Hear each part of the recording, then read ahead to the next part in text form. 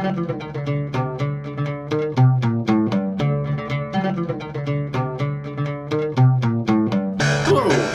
welcome to the Sci-Fi Christian Book Reviews, brought to you by the Sci-Fi I am Ben DeBono, here to talk to you today about Neal Stephenson's extremely thick novel, Cryptonomicon. And if you have ever picked up a copy, you understand what I mean by extremely thick. This thing is like that, and it is not for the faint of heart in terms of length. I think it took me month and a half, maybe even a little bit longer to finish it. But if you are willing to take on the length of the book, it's a wonderful read. So let me tell you why I think that, tell you a little bit about the novel and a few thoughts on what it is that makes this novel so great.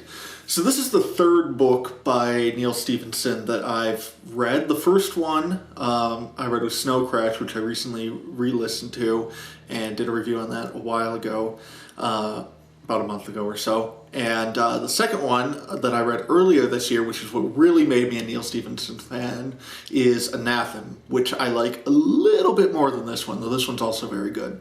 So I've read a handful of his. I mean, he's one of these authors who doesn't have tons and tons of books, so 3 of his books, 2 of them being two of his 1,000-page tomes, where, Snow Crash, mere 400 pages. So that's nothing by him. But Anathema and Cryptonomicon are both very long.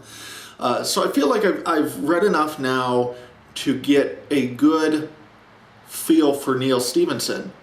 And I realized something as I was reading Cryptonomicon about halfway through, which is, hang on, I gotta swat these stupid mosquitoes down here. It is summer in Minnesota, and they are still out in force. So anyway, I realized something about Neal Stephenson as I was reading this book. And it's a comparison that I've thought about now for a couple weeks since it first came to me. So to me, I'm pretty confident in this, but if this hasn't been a thought that's crossed your mind, it might take some time running it through to decide whether you agree or disagree with me. But what I've realized is that Neal Stephenson is essentially a modern Dostoevsky.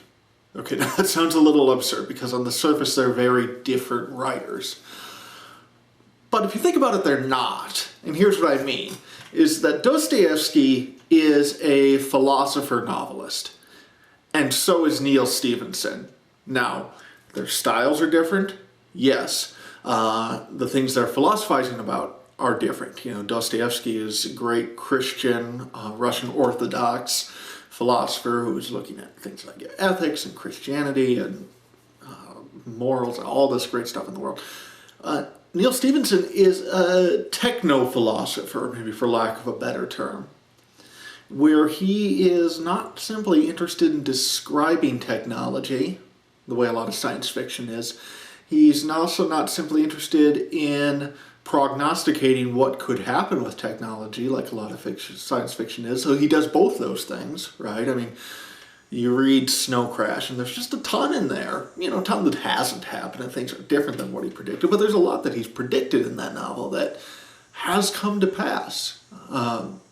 Like a lot of great science fiction, you can read some of his earlier stuff, and and there's some of that in Cryptonomicon too. I mean, we get into this whole sense of digital currency, and that's now something that, 14 years or whatever after the novel was written is now starting to take off a little bit. So he has that sense of being a good prognosticator. Stupid mosquitoes. As well. But what he does that sets him apart from being just another science fiction author, and not that there's anything wrong with people who just do that, but what makes him kind of the science fiction philosopher, more in the Dostoevsky vein, is that he's not simply interested in describing technologies or potential technologies. He's interested in thinking through what do they mean, why are they important, what's the impact on the world, and maybe most significantly, what's the tie-in of technology to other areas of life, whether it's sociological, religious, all sorts of stuff. And so he has this deeper sense of philosophy than what you get in a lot of science fiction novels. The other big similarity to him and Dostoevsky is that, while the plots are important and they're good plots, it's the philosophy that matters in these books. The books are less about event A, event B, event C, or even about the characters. So again, the characters are good. I don't want to sound like I'm criticizing, because I'm not. But it's the philosophy, it's the ideas, it's what he's trying to communicate. It's the way he's trying to show us our world, and what does life mean in a world with this kind of technology? What do we make of ourselves in that world? What's the moral responsibility, and how does that tie into past ways of living or future ways of living? And so there's a lot of genius there in terms of his novelist style. And yes, there are other philosophical science fiction writers out there, don't get me wrong, but none of them bear the resemblance to Dostoevsky in the way that Stephenson does. Or maybe it's the fact that they both write these massive books that take, about 5 years to read. But, whatever the difference is, that comparison, when it first came to me, I kind of played with it in my mind a little bit. Now, a couple weeks later, I'm pretty confident in it. I think it fits. And I think you need to understand that going into a Neal Stephenson novel, just like you need to understand what you're getting into going into a Dostoevsky novel. That it's not going to be like sitting down and watching, a superhero movie or something like that. It's not even going to be like reading something like Lord of the Rings, which very philosophical, very intellectual, very thematic, but yet still has this strong sense of plot. There is a strong sense of plot in Dostoevsky and in Stephenson, but you're not going to appreciate the plot apart from the philosophy in the way that I think you could in something like Lord of the Rings, or ditto for characters. Okay, so I say all that before even describing the plot of Cryptonomicon, because I think that that's important to have as your baseline going in. Now, the plot of the book is interesting because it takes place in two times. One time is World War II, and deals with cryptography and code breaking and all this good stuff in World War II, among other plot elements that I'll maybe leave unsaid so you can discover them on your own. And then the modern day plot takes place with some of the descendants of our World War II characters, and involves a modern company, or modern circa year 2000 when this was published, trying to set up a data crypt in the Philippines, or Philippines area. I think it's in a different country that I'm not sure is actually real or might be fictionalized, but whatever. So then eventually the two plots start to cross over in the sense that the modern day people get into some stuff that happens in the World War II. So you have an interesting plot here, okay? But what's fascinating is just how intelligent Stephenson is with this plot, the way he gets into topics like cryptography, the way he gets into the war, the way that he gets into why does this data haven matter in the South Pacific. What sort of things are we talking about here as he gets into, they start to work on digital currency throughout the novel, and so all of this stuff plays in. And all these big ideas, which I feel completely inadequate to talk about, number one, because I don't know that I'm smart enough to grasp all of the high mathematical ideas and the mathematical side of the philosophy and themes that come in, which are major. So if I'm being a bit vague, just because I don't want to sound stupid or give a wrong impression. And number two, because one reading of this book really isn't enough to be able to talk about it intelligently. But I can tell you I appreciate it a lot. And one of the things that's wonderful about it is the way that he's able to convey these big ideas and make you think about great things in a manner that's completely entertaining. It just blows your mind as you read it, with a mix of, he'll be laying on a huge info dump that in other authors, other novels would make your eyes glaze over, and Stevenson's able to do it in such a way where it's funny, it's entertaining, you just eat it up and you want more. You can't get enough of what he's giving you. And it's the genius of the novel.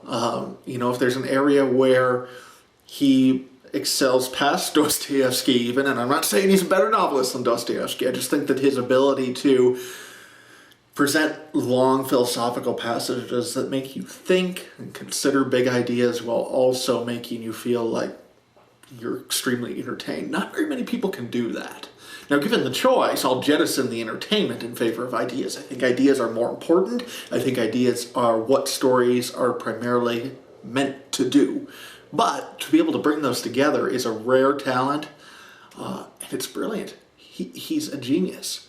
Now, in terms of any criticisms of the book, I think the only thing I would say is that the ending is a little abrupt. I offered a similar criticism with Snow Crash, and I don't want it to sound like it's the same problem here again, where Snow Crash, it just felt like, and we're done. This is better than that. There's more to it than that, but I felt like the last chapter maybe needed just a little bit more to it, but that's pretty nitpicky. Whereas Snow Crash, I did feel dissatisfied at the ending. This one, I felt satisfied with how it ended. I just would have liked maybe a little bit more explanation on a couple of things. Besides that, this is about as close to a perfect novel as you're going to get.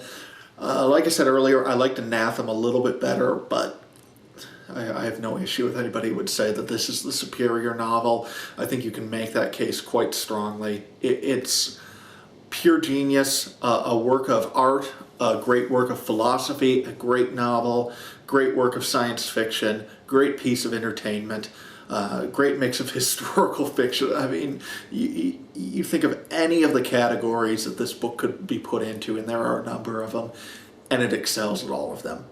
It's a masterpiece. 5 out of 5. I loved Cryptonomicon. Read this book, okay? Read it. Yes, it's long. Yes, it's intimidating when you pick up an 1,100-page book and realize it's going to be about cryptography and other dense ideas that maybe like me, you're not a math guy, so you don't feel fully prepared to take on. It doesn't matter. Even if some of it goes over your head with some of those more technical parts, you're still going to get the big ideas in this book. He's that good of a writer. You don't want to miss this. If you've been thinking about reading this one, but haven't for the length or any other reason, stop putting it off. Read this book. You won't be sorry. 5 stars out of 5 for Cryptonomicon by Neal Stephenson, an absolute masterpiece. And that's all for now. I am Ben DiBono, and this is the Sci-Fi Christian Book Reviews. Goodbye.